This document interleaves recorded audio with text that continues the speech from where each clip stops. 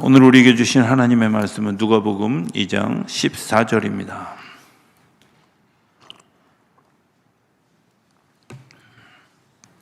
누가복음 2장 14절.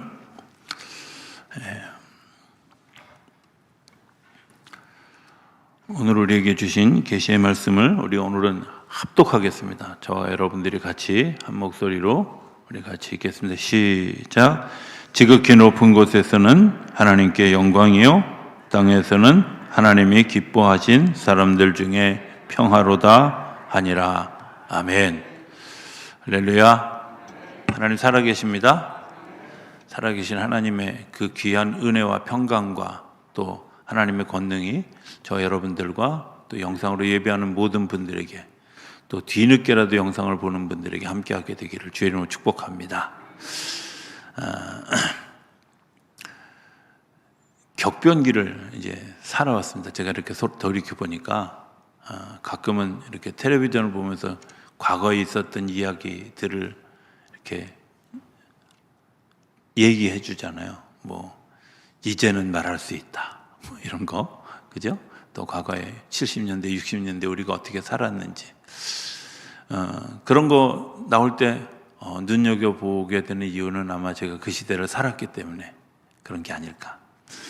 돌이켜보면 그런 그 시대를 살아오면서 가장 커다란 변혁은 저는 아날로그에서 디지털 시대로 바뀌어져 가는 그런 시간이다, 이렇게 생각을 합니다. 아날로그하고 디지털이 뭐가 다를까? 그냥 아주 쉽게 생각하면 언덕 위에 있는 집으로 올라갈 때 그냥 그 언덕에 올라가기 위해서 그냥 그 길을 따라서 그냥 올라가는 거죠. 올라가면 그건 아날로그한 겁니다. 디지털은 뭐냐? 거기에 계단을 놔가지고 그 계단을 통해서 올라가는 거예요. 쉽게 얘기하면 아날로그는 계산이 잘 안 되는데 어떻게 두리뭉실 넘어갔는데 보니까 지역에 와 있고, 디지털은 숫자로 정확하게 그리고 데이터로 정확하게 뭐 이렇게 해가는 게 디지털이다, 이렇게 생각하면 쉽지요. 그런데 교회 안에도 이런 아날로그와 디지털이 이제 공존했어요. 예전에는 다 이런 거 들고 성경책 들고 다니고, 지금도 다 들고 다니지만 요즘은 그 영상으로 모든 걸 다 하는 그런 교회는 이거 안 들고 다니는 분들도 되게 많아요. 그리고 핸드폰 들고 다니는 분들도 많잖아요. 옛날에는 이 성경이 얼마나 너덜너덜해졌느냐, 성경 안에 얼마나 줄이 많이 쳐져 있느냐, 뭐 낙서가 많으냐, 이런 게 굉장히 가치 있는 성경이었잖아요. 그죠? 제가 저희 아버님 성경을 아직도 못 버리는 이유 중에 하나가 거기에 써놓은 그 이 줄 쳐놓은 거, 이렇게 뭐 자기가 당신의 영감이 온 거 이렇게 표시해 놓은 거, 이것 때문에 제가 못 버리고 있는데, 어쨌든 이런 게 아날로그라면 지금은 예배할 때 뭐 영상으로 이렇게 다 뜨잖아요. 우리 교회는 정말 제가 와서 너무 감사하게 느껴졌던 게 뭐냐면 이 영상을 잘 활용하지 않는다는 거예요. 얼마나 감사해요. 왜냐하면 우리 교회는 아날로그하고 디지털이 같이 겸해져 있는 거죠. 그런 용어를 뭐라고 얘기하냐면 디지로그라고 얘기해요. 디지로그. 그러니까 우리는 디지로그에, 오늘 제가 얘기하려고 하는 건 이제 이 디지로그 얘기를 하려고 하는 거예요. 아날로그하고 이 디지털이 서로 이제 공존할 수 있어야 되는데, 사실은 목사님들끼리 뭐 이렇게 서로 얘기할 때, 야, 예배는 성경을 보면서 성경 위에 눈물도 찍찍 흘려가면서 침도 튀어가면서 그렇게 드려야 예배지, 그게 어떻게 예배냐, 이렇게 얘기하는 분들이 있고요. 그래도 영상으로 이렇게 다 자막 다 띄워주고 그러면 얼마나 좋아, 예배 드리는 게 너무 편하잖아, 이렇게 예배를 드려야 신세되지, 이렇게 얘기하는 분들도 있어요. 그렇지만 사실 생각해 보면 이것도 하나님의 것이고 이것도 하나님의 것인데 그것이 잘 조화를 이루는 일들이 중요하지 않겠어요? 요즘 같은 시대에 이제 이런 거 있잖아요. 여러분들 다 와서 오프라인으로 예배 드려야지, 그게 진짜 예배지, 영상으로 딱 누워가지고 텔레비전은 나의 목자시니 내게 부족함이 없으리로다, 나를 푸른 소파에 누우시고 뭐 이런 거 하면 야, 그게 어디 예배냐, 이렇게 얘기하는 분들도 있을 수 있잖아요. 그런데 조금 더 긴 세대에 가면 이런 예배가 오히려 대세가 되어질 수도 있을지도 모른다는 거죠. 그러나 그것과 어떻게 서로 조화를 이룰 수 있는 디지로그를 만들어갈 수 있느냐, 이제 이런 얘기를 오늘 좀 하려고 하는 거죠. 그런데 그것에 서로 이제 막 서로 변화가 일어날 때 우리는 자꾸 그거 가지고 이제 막 경쟁을 합니다. 그런데 이 디지로그를 얘기하는 가장 커다란 이유는 그냥 버려두면, 그냥 놔두면 어느새 알지 못하는 사이에 또 다른 하나님의 변이가 일어난다는 거예요. 김치를 그냥 놔두면 버릴 것 같지만 묵은지가 되잖아요. 그죠? 누룽지 그냥 놔두면 썩을 것 같고 힘들지만 그게 어떤 게 숭늉이 되잖아요. 코로나 백신도 사실 잘 생각해 보면요, 코로나에 걸렸던 사람은 백신을 맞을 이유가 없어요. 왜? 이미 백신이 생긴 거거든요. 백신이라는 게 우리 몸에 집어넣어요. 그러니까 사실은 그냥 놓아두면, 하나님의 창조물은 그냥 놓아두면 또 다른 변이가 되어지고 새로운 삶을 만들어가는 역사가 일어나게 된다는 거예요.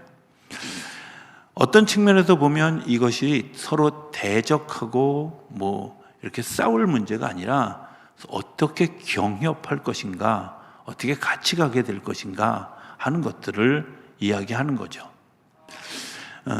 에너미라는 단어와 라이벌이라는 단어, 영어 써서 좀 죄송합니다. 에너미는 전쟁하는 거예요. 싸우는 거예요.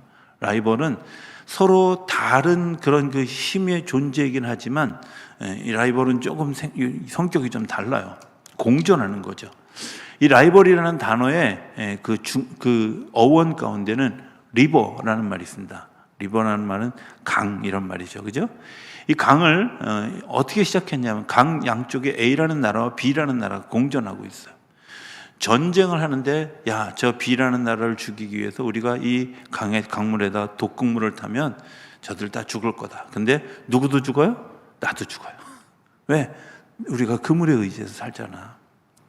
라이벌은 서로 그 물을 같이 사용하면서 서로가 서로를 위해서 경쟁으로 서 있지만 그 같이 공존하기 위해서 서로를 살려주는 일들을 하는 게 라이벌이에요.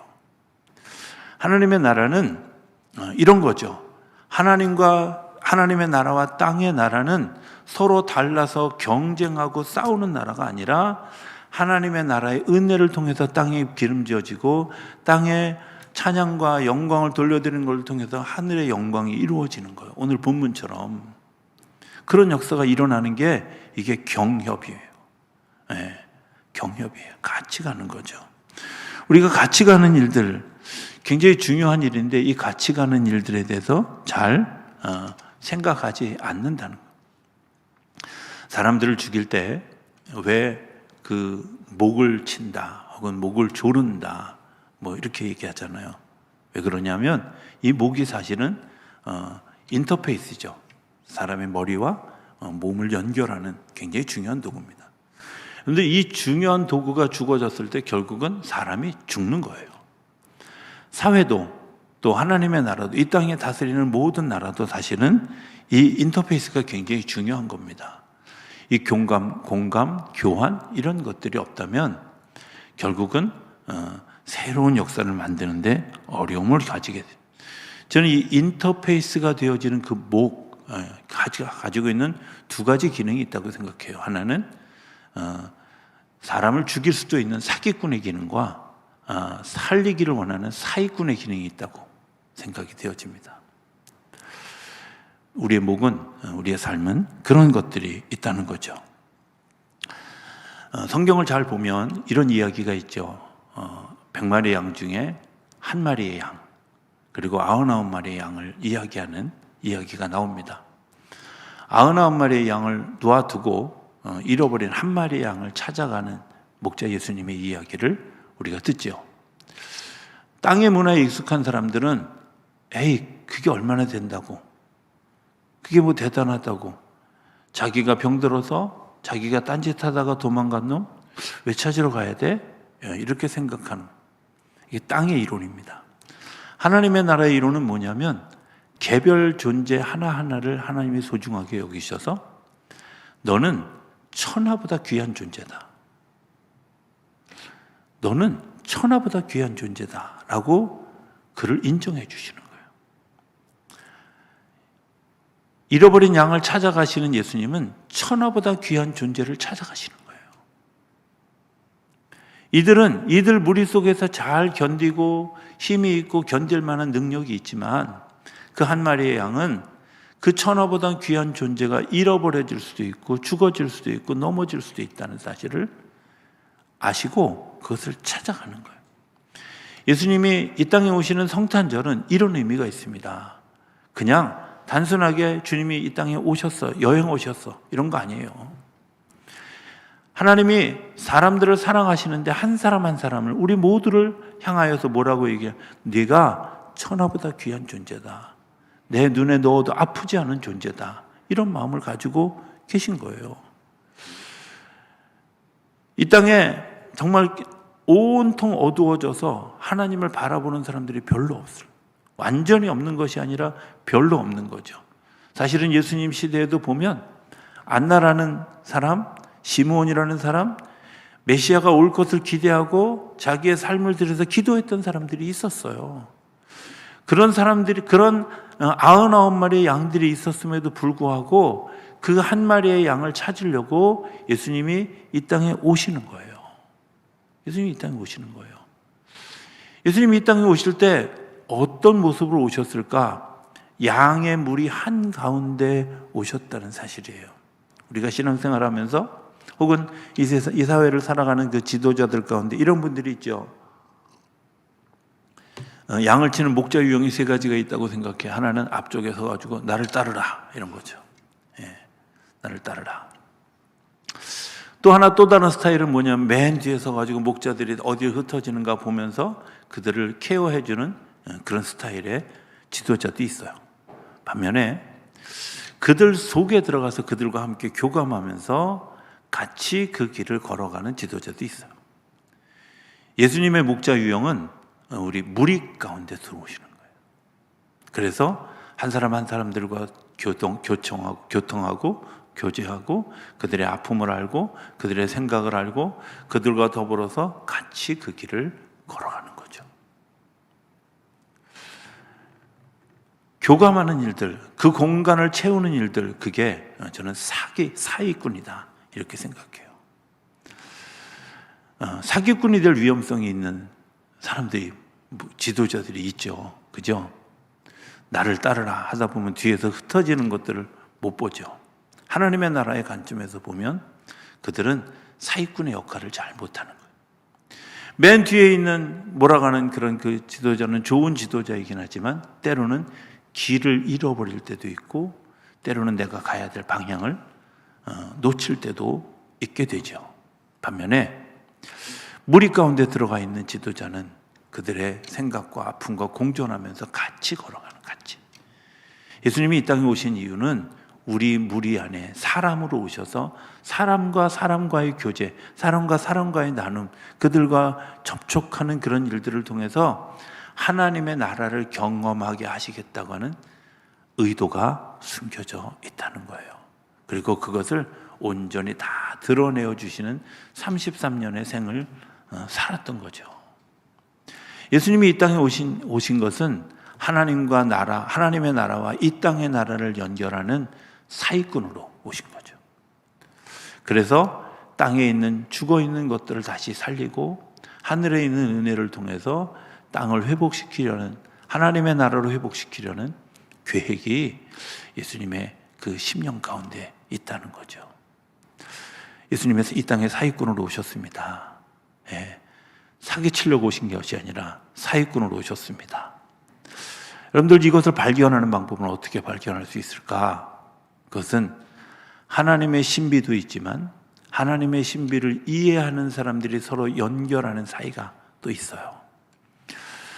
사가랴라고 하는 제사장이 있었습니다. 이 제사장이 어느 날 이제 자기 순서가 돼서 대제사장이 되어 지성소에 들어가게 됩니다. 지성소에 들어가게 되어질 때 지성소에 오래 머물면 제사장들이 가끔 죽는 경우도 있어서 발목에다 줄을 매고 지성소에 들어갑니다. 그러니까 오래 있지 않는 것이 관습이죠. 방울을 한쪽에 달아서 움직이는 방울 소리가 나지 않으면 죽었구나, 이런 생각이 들어서 그를 줄로 끌어냅니다. 왜? 그 안에 들어가면 다 죽기 때문에. 근데 사가랴가 자기 승번이 돼서 제사장이 되어 지성소에 들어갔을 때 안 나오는 거예요. 사람들이 의아하게 생각하고 이게 무슨 일이야? 이렇게 생각하고 있는데 그 안에서는 어떤 일들이 일어났냐면 하나님이 사가랴에게 이야기합니다. 내가 아들을 낳을 것이야. 근데 사가랴가 받아들일 수가 없어요. 왜냐하면 하나님, 제가 아들을 낳기에는 너무 늙었습니다. 저희 아내도 아들을 낳기에는 너무 늙었습니다. 이렇게 이야기하는데도 불구하고 하나님은 아들을 낳으실 것이고 그가 어떤 역할을 할 것이고 그리고 그의 이름은 요한이라고 하라고 이야기해 주시는, 이 계시를 받는 동안에 오랜 시간이 걸렸는데 살아나왔어요. 그런데 딴 기능은 다 살았는데 뭐만 죽었냐면 입만 죽은 거예요. 벙어리가 된 거죠. 말을 할 수가 없습니다. 그런데 어느 날 보니까 엘리사벳이 임신을 하게 되어졌어요. 하나님의 일이 현실이 되어져 가는구나. 그런데 잘 믿어지지 않아요. 그죠? 그런데 하나님의 일들이 잘 믿어져요. 중요한 것은 하나님이 거기서 끝나는 것이 아니라 또 다른 일들을 통해서 이것을 연결해 가고 있다는 거예요. 6개월이 지난 다음에 마리아라는 사람이 임신을 하게 됐어요. 근데 이 임신은 더 웃기는 게 뭐냐면 남편이 없어. 그러니까 자기도 긴가민가 하죠. 내가 혹시 잠자는 동안에 어떤 남자가 왔었나? 뭐 이런 생각이 들 수도 있잖아요. 저건 뭐 복잡한 그런 마음을 가지고 있는데 마리아에게 천사들이 들려준 소식은 네가 이 땅을 구원할 메시아를 네가 품었다는 사실입니다. 믿어지지 않지요. 믿어지지 않는데 이런 사실들을 의논할 사람이 없어. 그래서 그 일을 의논하려고 사가랴의 부인 엘리사벳을 찾아갑니다. 찾아가서 이제 뭔가 이 얘기를 하려고 찾아갔는데 엘리사벳이 성경에 보면 성령이 충만하여서 마리아의 뱃속에 뛰노는 아이의 형상을 보는 거예요. 보자마자 얘기도 안 듣고 뭐라고 얘기해요? 네 안에 하나님의 생명이 있다고. 마리아가 말도 하기 전에 이미 알았고, 그리고 도저히 불가능한, 처녀가 임신하면 돌에 맞아 죽어야 될 그런 그 상황이 축복이라고 하는 것을 깨닫게 돼요. 여러분들, 이게 사기꾼이 되는 길이라는 겁니다. 가끔은 우리가 이런 과정을 사기꾼처럼 얘기하는 분이 있어요. 예를 들면 엘리사벳이 내가 이 나이에 왜 임신을 했어? 주책이지? 이렇게 얘기하면 이건 사기치는 겁니다. 하나님 얼마나 서운하겠어요. 내가 너에게 선물로 주었는데, 내가 너희 가정에 이런 사명이 있어서 이런 것들을 주었는데 네가 어떻게 그렇게 받아들일 수 있어? 이렇게 얼마나 서운하시겠어요. 그죠? 하나님은 우리에게 각 사람에게 은혜를 주셔서 각 사람에게 그런 은혜를 잘 발휘할 수 있는 주셨는데, 하나님 전 너무 부족해요. 저는 안 돼. 이래서 안 되고요. 저래서 안 되고요. 안 되는 게 하나님이 나에게 주셨어요. 주셨어요. 사기꾼이 되어지라고 우리에게 주신 건데 우리가 스스로 사기꾼이 되면서 버리죠. 엘리사벳이 자기 안에 주어진 그 일들, 정말 감당할 수 없는 일들, 마리아에게 주어진 일들, 감당할 수 없는 일들입니다. 도저히 이 땅에서는 감당할 수 없는 그런 놀라운 것들을 자기 몸에 지녔습니다. 경험하고 있습니다. 그런데 그것 두 사람의 만남을 통해서, 사기꾼을 통해서 하나님이 그 일들을 이 땅에 심는 하나님의 씨앗으로, 하나님의 생명의 씨앗으로 여기셨다는 거예요. 여러분들, 이 땅은 교환하는 것들을 통해서 이 땅의 생명력이 살아가죠. 식물이 내뱉는 산소를 통해서 사람이 살아가고, 사람들이 내뱉는 탄소를 식물들이 흡수해 주는 것을, 이런 교환을 통해서 세상이 살아가는 거잖아요. 생명의 피를 나누는 일들을 통해서 생명이 일어나고요. 돈의 교환을 통해서 경제가 일어나고 사람들이 살아나는 것뿐만 아니라 진짜 중요한 교환, 언어의 교환이 있어요. 이 언어의 교환을 통해서 사람들이 살아나기도 하고 죽기도 하잖아요. 어떤 언어를 사용? 사기꾼이 되는 언어. 하나님의 영감을 따라 그 영감에 대해서 내가 순종하고 발표하고 이야기하고 아멘하는 이런 언어를 통해서 하나님이 교환하게 하시고 그 안에 생명력이 일어나게 하신다는 거예요. 부흥회 하면 목사님들이 그렇게 아멘하라고 강조하죠. 왜 그런지 알아요? 여러분들, 그게 교환이에요. 선포했을 때 아멘하는 그 교환, 그런 일들이 우리의 생명을 살아나게 하는 거예요. 아멘 안 하면 속으로 어떻게 하는지 노맨인데요. 이거 사기꾼이에요, 그거. 그잖아요. 목사가 거짓말하고 있으면 그거 사기치는 거죠. 여러분들이 받아들이는데 받아지지 않는 것도 사기예요. 사기꾼이 되어지는 그런 생명의 역사를 통해서 하나님의 역사가 일어나게 되어졌고 하나님의 역사가 드러나게 되어졌다는 사실을 여러분들 기억하실 수 있게 되기를 바랍니다. 중요한 것은 그 일들 가운데 이런 역사들이 일어나게 되어졌다는 거죠. 엘리사벳이 낳은 아이가 누구죠? 세례 요한이에요. 요한이라는 이름은 그 당시에 없었어요, 별로. 아이를 태어나서 이제 8일 만에 할례를 하고, 그 다음에 이제 아이 이름을 적기 위해서 소위 동사무소 가서 이제 이름 적는 과정을 하는데, 그 직원이 물어보죠. 이름을 뭐라고 해요? 근데 남편이 뭐라고요? 지금 말을 못 하잖아요. 그러니까 부인에게 물어보니까 부인이 뭐라고 얘기하냐? 요한이라고. 그러니까, 이게 뭐야? 사가랴 뭐 이렇게 엘리사벳 이래야지 요한은 뭐예요? 이렇게 물어보니까 그게 당신 뜻입니까? 아니면 남편도 같은 뜻입니까? 그런데 남편은 지성소에 들어가서 하나님이 주시는 이름을 받았지만 부인은 받은 적이 없고 들어본 적도 없어. 왜?